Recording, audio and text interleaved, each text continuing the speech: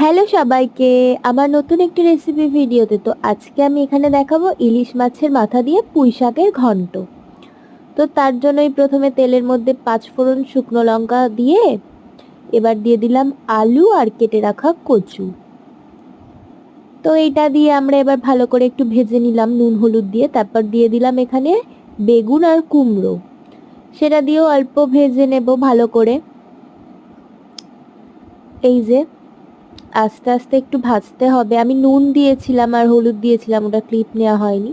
তারপরে এখানে পুঁই শাক আর একটু বটবটি দিয়ে দিয়েছিলাম, দিয়ে এটাকেও আমি একটু ভালো করে নাড়াচাড়া করে ভেজে নেব, যাতে একটুখানি সবজির যে একটু কাঁচা গন্ধ থাকে ওটা চলে যায়। তারপরে আমি এখানে দিয়ে দিলাম আদা বাটা, আর তারপর এখানে দিচ্ছিলাম হলুদ গুঁড়ো, লঙ্কার গুঁড়ো, জিরে গুঁড়ো, নুন আর অল্প চিনি দিয়ে এই গুলে রাখা জলটা বানিয়ে রাখলাম সেটা এখানের মধ্যে ঢেলে দিলাম।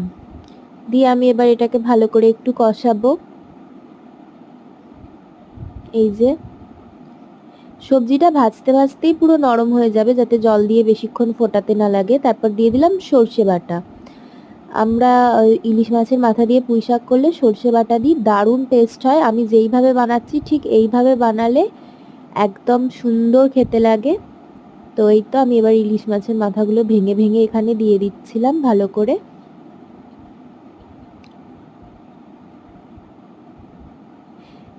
এই তো দেওয়া হয়ে গেল। এবার একটুখানি জল দিয়ে দিলাম, দিয়ে এটাকে ভালো করে নেড়ে চেড়ে একটু ফুটিয়ে নিলে পরেই রেডি।